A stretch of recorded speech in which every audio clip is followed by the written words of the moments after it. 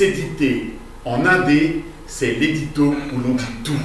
S'éditer en indé, c'est le dico de tous nos mots. S'éditer en indé, c'est du temps et du temps. S'éditer en indé, ça détend. Pas vraiment. S'éditer en indé, c'est du taf qu'on s'arnache. S'éditer en indé, c'est des tifs qu'on s'arrache. S'adapter sans cesse. Adopter le stress, C'est addictif. c'est édifiant. C'est de la passion, de la patience. De la pression, de la constance. Éditer sa propre voix. Édicter ses propres lois. Contourner les écueils. Construire des recueils.